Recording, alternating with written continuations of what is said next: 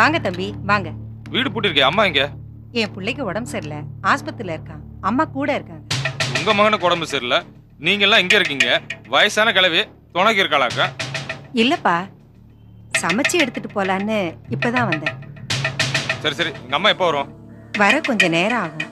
அநேகமா சாயங்காலம் ஆயிடும். இந்த ஆஸ்பத்திரி? சிடி ஆஸ்பத்திரி. சரி சரி, நான் அங்கேயே பாத்துக்கிறேன். தம்பி, ஆ? ஒரு சின்ன உதவி பண்றீங்களா? நீங்க ஆஸ்பத்திரி தானே போறீங்க, இதை எடுத்துட்டு போய் இங்க கொடுத்தீங்கன்னா நான் மத்தியானத்துக்கு சமைச்சிருவேன். நல்லா இருக்குமா? அம்மாவை வேலை வாங்குறதோட இல்லாம புள்ள என்னையும் வேலை வாங்குறீங்களா? சரி சரி, கொடுங்க.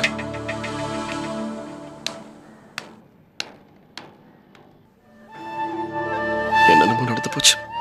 அப்பா, நான் கூடப்பா சரவ குடும்பத்துக்கும் உங்க குடும்பத்துக்கும் இனிமே எந்த வித பிரச்சனையும் வராது, 2 குடும்பமும் இனிமே சந்தோஷமா இருக்கும் அப்படின்னு நினைச்சேன்.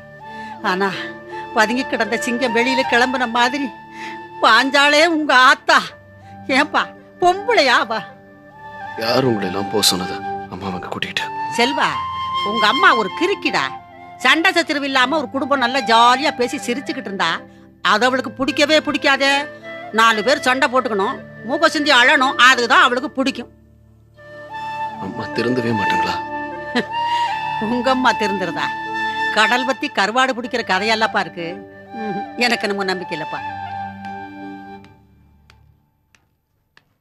செந்திலே, சவிக்குமா இருக்கியாப்பா? எப்பப்பா வந்த? ஆமா, நான் இங்க இருக்கேன்னு உனக்கு எப்படி தெரியும்? அவங்க வீட்டுக்கு போயிருந்தேன், அவங்க அம்மா சொன்னாங்க நீ இங்க இருக்கேன்னு. அப்படியா? என்னாச்சு செல்வம்? ஒரு சின்ன ஆக்சிடென்ட். ஓஹோ. ஏன்பா, ஊர்ல பிள்ளைங்க எல்லாம் நல்லா இருக்கா? தீபாவளி எல்லாம் நல்லா கொண்டாடுனியா? ஏப்பா, உன்னை பெத்தவ தானே தனிமரமா நிக்கிறனே, எனக்கும் தீபாவளிக்கு ஒரு புடவை எடுத்து அனுப்ப கூடாதா? நீ என்ன வெளிய வாசல்லையா போற? வீட்டுக்குள்ளே தானே கிடக்க போற. முதல்ல இருக்கிற புடவைய ஒழுங்கா கட்டி பழகு கிழவி. ஆமா, அன்னைக்கு நான் வீட்டுக்கு வந்தேன்ல, அப்ப ஒரு பத்திரம் கொடுத்தீல, அந்த பத்திரம் மாத்தி எழுதுன பத்திரம், மூல பத்திரத்துல கொடுக்கணும். நீ ஏப்பா, நீ பத்திரம்னு கேட்டா எடுத்து கொண்டாந்து கொடுத்தேன். நீ விவரமா கேட்டிருந்தா அது என்னன்னு எடுத்து கொண்டாந்து கொடுத்துருப்பேன்ல. இப்ப அந்த பத்திரம் எங்க? வீட்டுல பீரோல தானே இருக்கு. ஆமா, வந்து எடுத்து கொடுவா. தனியா இருக்கானே பிள்ளை. அவர்னே இப்பதான் வயசுக்கு வந்த பொண்ணா, தனியா இருக்க மாட்டா? போயிட்டு வாங்க பாட்டி. நான் சொல்லிட்டார்ல, வா. சரி, நீ போ, வரேன். என்ன டிஃபன் எடுத்து கொடுக்கட்டுமா? அப்புறமா சாப்பிட்டு. ஜாக்கிரதையா இருந்துக்கப்பா. இப்போ உடனே வந்துருவேன். கையில எது மேல போட்டிருக்கேன், பத்திரமா இருந்துக்கா. வந்துடுறேன்.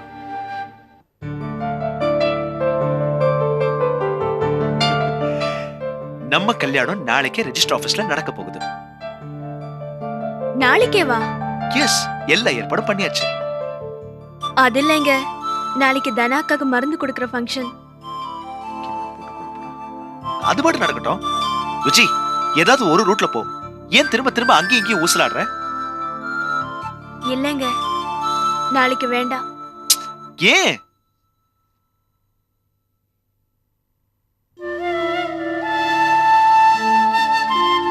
வீட்ல ஒரே பிரச்சனை, எந்த நேரமும் நிம்மதியும் சந்தோஷமும் கிடையாது. இதே வேதனையில எல்லாரும் ஆளுக்கு ஒரு மூலையில உட்கார்ந்துட்டு இருக்காங்க. இந்த நேரத்துல நானும் என் பங்குக்கு ஒரு பிரச்சனையை கிளப்பணுமான்னு யோசனை பண்றேன். விஜி, உங்க வீட்டுல நடக்கிற பிரச்சனைகளுக்கு நீ ஒரு காரணம் கிடையாது. உன்னோட சிஸ்டர்ஸ், அவங்களோட லைஃப் தான் அதுக்கு ஒரு காரணமே. அதெல்லாம் கொஞ்ச நாள்ல எல்லாம் சரியா போயிடுமா? அதுக்காக நம்ம லைஃப் நாம ஏன் வேஸ்ட் பண்ணிக்கணும்? அது மட்டும் இல்ல, இதுல இன்னொரு பாயிண்ட்டும் இருக்கு. நம்ம 2 பேருக்கும் கல்யாணம் நடக்கிறதுல உங்க அப்பாவோட இன்னொரு சுமையும் குறையுது. எந்தவித கஷ்டமும் இல்லாம இளங்கோன்ற ஒரு சூப்பர் மாப்பிளையை நீ கல்யாணம் பண்ணிக்க போற. விஜய், கொஞ்சம் நல்லா யோசிச்சு பாரு. உங்க அப்பா ஜாதகம், பொருத்தம் இதெல்லாம் பார்த்து பண்ண கல்யாணத்தினால உங்க வீட்டுல என்ன மிஞ்சிச்சு? வெறும் பிரச்சனை தான். ஆனா நாம 2 பேரும் பண்ணிக்க போற காந்தர்வ கல்யாணத்தினால நிச்சயமா உங்க வீட்டுல உங்க அப்பாவே நீ ஒரு நல்ல காரியம் பண்ணிருக்கேன்னு உன் தோல்ல தட்டி கொடுப்பாரு. யோசிக்காத விஜய். உன் மனசுக்கு பிடிச்சு போனா எப்படி உன் குடும்பத்துக்கு மட்டும் பிடிக்காம போயிடுவேன்? இன்னும் என்னமா யோசிக்கிற விஜய்? நம்ம கல்யாணத்துக்கு தேவையான எல்லா ஏற்பாடையும் நான் ரெஜிஸ்டர் ஆபீஸ்ல பண்ணிட்டு வந்துட்டேன். இந்த நேரத்துல கல்யாணம் நின்னுட்டா மேட்டர் லீக் ஆகி வேற மாதிரி ஒரு பிரச்சனையில கொண்டு போய் முடியும். எப்போ எமோஷனலாவே யோசிக்காம கொஞ்சம் புத்திசாலித்தனமா யோசி விஜய். என்னங்க, தனாக்காக்கு நாளைக்கு மருந்து கொடுக்கறாங்கல்ல? கொடுக்கட்டுமே, அதுக்கு தனக்கா தானே வேணும். தனக்கா ஃபங்க்ஷன் நீ இல்லாட்டி நடக்கும். ஆனா நம்ம கல்யாணம் நீ இல்லாம எப்படிமா நடக்கும்? இது கூட புரியாம மண்டு மாதிரி நிக்கிற. விஜய், உன் தடுமாற்றம் எனக்கு நல்லா புரியுதுமா. சில நல்ல காரியங்கள் பண்ணும்போது தடுமாற்றங்கள் வரத்தான் செய்யும். அதே மீறி உன் முடிவு என்னவா இருக்கணும் தெரியுமா? நம்ம கல்யாணத்துக்கு ஓகே சொல்ற மாதிரி இருக்கணும். இதை நான் ஏன் சொல்றேன்னா, சில நல்ல காரியங்கள் தடப்பட்டு நின்னா அது மறுபடியும் நடக்காமலே போயிடும்னு சொல்லுவாங்க. அதான் ஒரு சின்ன பயம். அதுக்கப்புறம் உன் இஷ்டம். நீங்க சொல்றதும் சரின்னு தான் படுது. அப்பா, இப்பதான் எனக்கு நிம்மதியா இருக்கு. அட்லீஸ்ட் நாளைக்கு வரைக்குமாவது இந்த முடிவுல இருந்து மாறாம இருமா. உங்க இஷ்டப்படியே செய்யலாம். That's good. எனக்கு டைம் ஆச்சு, கிளம்புறேன். ஓகே, பாய்.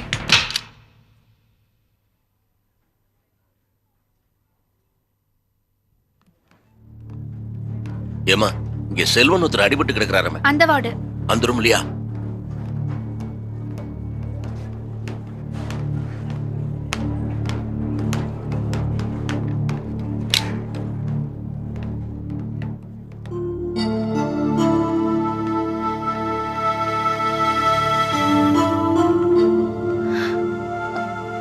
செல்வம்,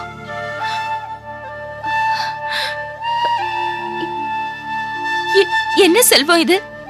என்ன ஆச்சு? ஒண்ணும் இல்ல, வாங்க மாமா. ஏன் தம்பி, நீங்க யார் வம்புக்கு போகாத அமைதியான ஆளாச்சே, உங்களுக்கு அப்படி? பிக் பாக்கெட் பசங்க சில சமயத்துல வம்பு தானே தேடி வருது. அது என்னமோ வாஸ்தவம் தான் தம்பி. எந்த பிரச்சனை எப்ப எப்படி வெடிக்கும்னே சொல்ல முடியலையே. இப்ப எப்படி இருக்கு? இப்ப பரவாயில்ல. இந்த மருந்தெல்லாம் வாங்கணும். நான் வாங்கிட்டு வந்துடுறேன். அப்பா, நீங்க இங்க உட்காருங்க, நான் போய் வாங்கிட்டு வரேன். இல்ல வேணாம், நானே போய் வாங்கிட்டு வந்துடுறேன். நீ செல்வத்தை பாத்துக்க. வந்துடுறேன்.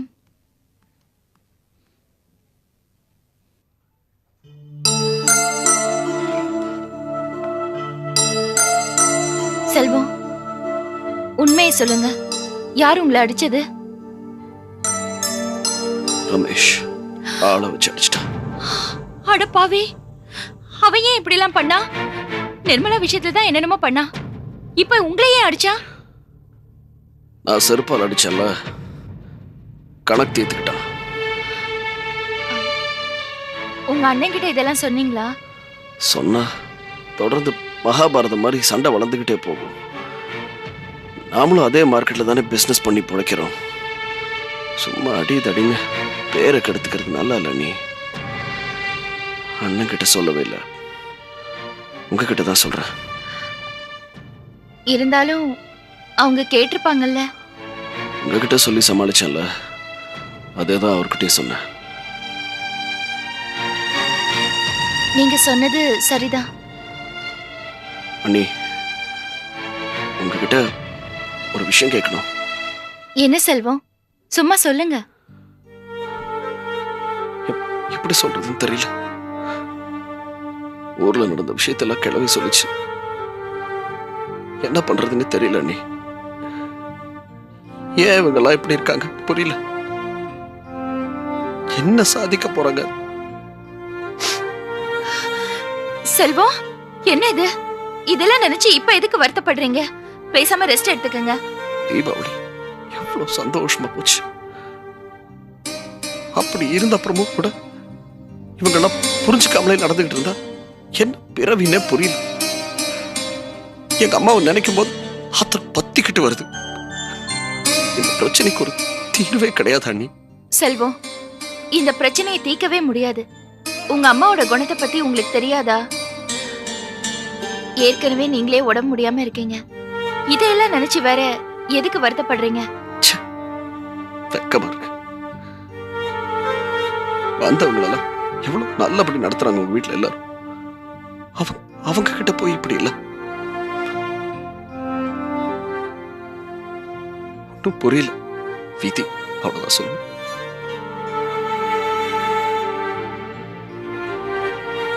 அண்ணி, என்ன செல்வம்? எனக்கு வேற வழி தெரியல. உங்ககிட்ட தான் இதை பேச முடியும். கேளுங்க. இந்த பிரச்சனையால எனக்கும் லீலாவுக்கும் கல்யாணம் நடக்கிறதுல ஏதாவது சிக்கல் ஆயிடுமோன்னு பயமா இருக்கு. ஏன் இத பத்தி எங்களுக்காக நீங்க மாமா கிட்ட பேசுறீங்களா அண்ணி? பேச முடியாதுன்னு இல்ல செல்வம், பேசக்கூடாது. ஏன் நீ உங்க அண்ணனை கல்யாணம் பண்ணிக்கிறதுக்காக நான் எதை வேணாலும் சகிச்சுக்கலாம் செல்வம். ஆனா ஆனா எங்க வீட்ல இருக்கிற மத்தவங்களுக்கு எப்படி?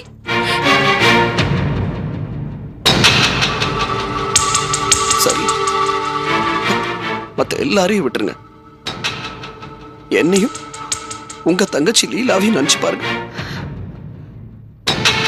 அது எப்படி உங்க 2 பேரையும் பிரிச்சு பார்க்க முடியும்? கொஞ்சம் யோசிச்சு பாருங்க செல்வம். அப்பா கிட்ட உதவி கேட்கலாம், பிரியத்தை எதிர்பார்க்கலாம். ஆனா ரோஷப்படாதீங்க, அவமானப்படுங்கன்னு கேட்க முடியுமா? சரோ, நம்ம மருந்தெல்லாம் வாங்கி வந்துருக்குறேன். தம்பி, டாக்டர் எழுதி கொடுத்த மருந்தெல்லாம் வாங்கி வந்துட்டேன்.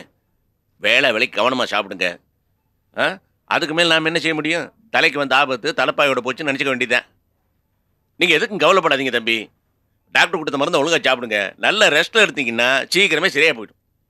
பஸ்ஸுக்கு லேட் ஆச்சு, நான் கிளம்புவா. போலாமாம்மா? அண்ணி, ஊருக்கு போறீங்களா? ஆமா. நம்ம வீட்டுக்கு போல? வீட்டுக்கு தான் போறேன். ஆனா எங்க வீட்டுக்கு. ஏன் நீ? எவ்வளவு பிரச்சனை நடந்திருந்தாலும் அவங்க எப்படி என்ன அங்கேயே விட்டுட்டு வரலாம்? கோயிலுக்கு போனவ திரும்பி வரதுக்குள்ள எல்லாரும் கிளம்பி போயிட்டாங்க. அதுக்கு என்ன நீ பண்ண முடியும்? செல்வம், நானும் உங்க குடும்பத்துல ஒருத்தி தானே. அந்த எண்ணம் அவங்களுக்கு இருந்ததா என்னையும் இங்க கூட்டிட்டு வந்திருப்பாங்கல்ல. அப்போ நான் வேத மனுஷி அப்படித்தானே? என்ன இன்னும் வேத மனுஷியா தானே உங்க வீட்டுல நினைச்சிட்டு இருக்காங்க. அப்படி இருக்கும்போது நானே வழி எப்படி உங்க வீட்டுக்கு வர முடியும்? அதான் எங்க வீட்டுக்கு போறேன். இவன் நம்ம பொண்டாட்டி, இவன் நம்ம வீட்டுக்கு வரணும்னு எப்ப உங்க அண்ணனுக்கு ஞானம் வந்து என்ன கூப்பிடுறாரோ அப்ப நான் வரேன்.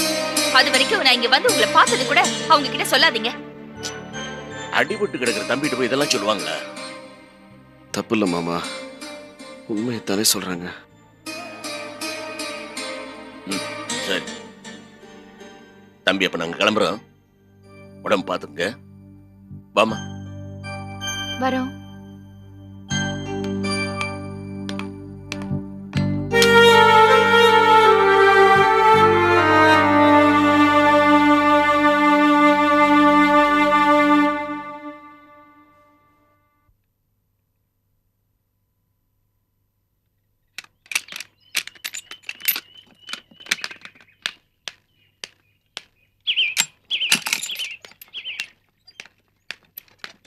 அண்ணே, சரோக்கா வரல?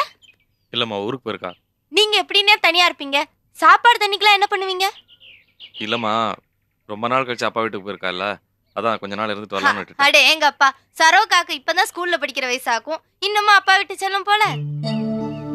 அண்ணே, இந்த அக்காவுக்கு ஊருக்கு போனா திரும்பி வரணுங்கிற எண்ணமே வராதா? பாவனே, நீங்க கடையில வேலை செஞ்சு அழுத்து போய் வந்திருப்பீங்க. ஒரு வெண்ணி வச்சு கொடுக்க கூட ஆள் இல்லைன்னா எப்படின்னு நீங்க சரோக்காவை கையோட கூட்டிட்டு வந்திருக்கணும். நீங்க சரோக்காக்கு ரொம்பதான் செல்லம் கொடுக்குறீங்க.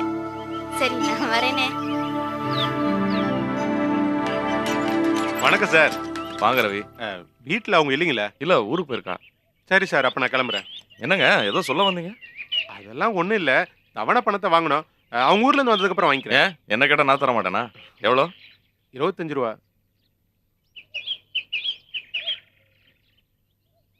அப்புறம் ரவி, கடைக்கு ஒரு பெரிய சைஸ் பீரோ வேணுமே. அதுக்கு என்ன சார், பிரமாதமா ஏற்பாடு பண்ணிட்டா போகுது. எத்தனை நாள் உங்களுக்கு வேணும்? ஒரு 2-3 நாள்ல. கண்டிப்பா சார், நான் வரேன் சார்.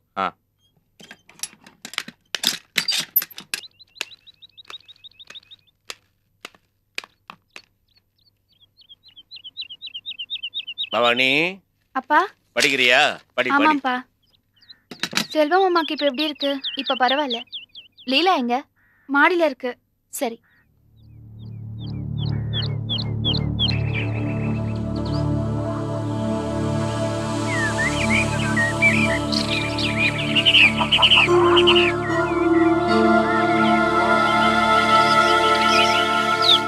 அக்கா, செல்வம் எப்படி இருக்காரு? இப்ப பரவாயில்ல. பயப்படுற மாதிரி ஒண்ணும் இல்லையே? ஒண்ணும் இல்ல. வேற பிரச்சனை ஒண்ணும் இல்லையே? இல்ல லீலா. அடி பலமா பட்டுடுச்சா? லீலா, நீ பயப்படுற அளவுக்கோ கவலைப்படுற அளவுக்கோ ஒண்ணுமே நடக்கல. ஏதோ சின்ன சின்ன காயம், வலி, சோர்வு இதான் இருக்கே தவிர மத்தபடி நல்லாதான் இருக்காரு. இருந்தாலும் ஹாஸ்பிட்டல் அட்மிட் ஆகுற அளவுக்கு ஆயிருக்கு. நல்ல மனுஷன். அவரை போட்டு யார் அடிச்சாங்க? அதெல்லாம் எதுக்கு உனக்கு? பரவாயில்லக்கா, சொல்லு. செல்வத்தை யார் அடிச்சாங்கன்னு எனக்கு தெரிஞ்சே ஆகணும். எதுக்காக அவரை போட்டு அடிச்சாங்க? அந்த அந்த சிவசாமியோட மகன் ரமேஷோட வேலை. அவனா? என்ன மனுஷக்கா அவன்?